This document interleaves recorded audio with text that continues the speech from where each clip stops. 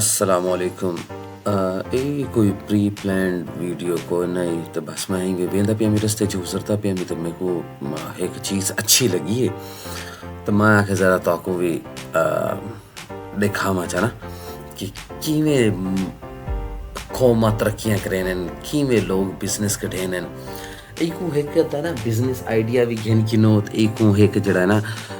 मुहज़्ज़ब कौम की निशानी भी कह सकते ना आप।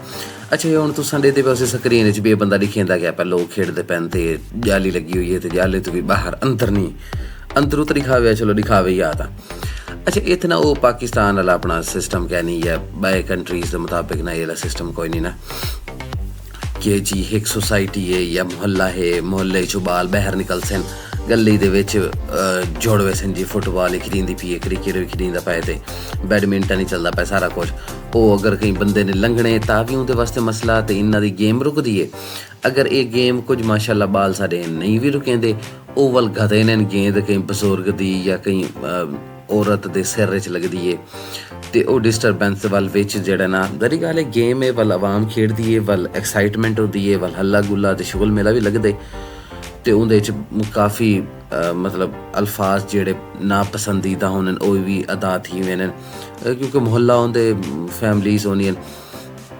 अच्छा इन्ना क्या किया जी इन्ना एक सोसाइटी ही समझ गिनो अगां पिछां सारी वड्डी वड्डी बिल्डिंग्स तकरीबन को 18-20 मंजिला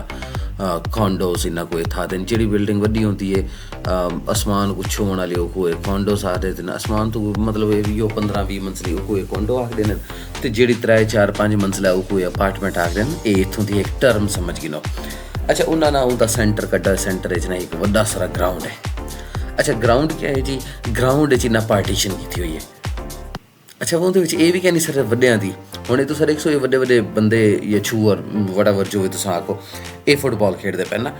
इंदे नाल ही बिल्कुल एक छोटा ग्राउंड भी है छोटे बालों वास्ते भी। अच्छा इंदे नाल बड़ी बड़ी गेम्स हैं वो ना सारी तुम वीडियो देखते पे सो या देख की उसी एक बई चीज़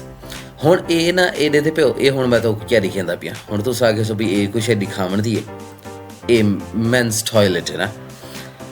अच्छा ये हूँ तो क्यों दिखेंदा पिया तो हूँ दूजी बिल्डिंग है ये तो मैं दिखे ना ये वीमेन टॉयलेट है ठीक ठीक है।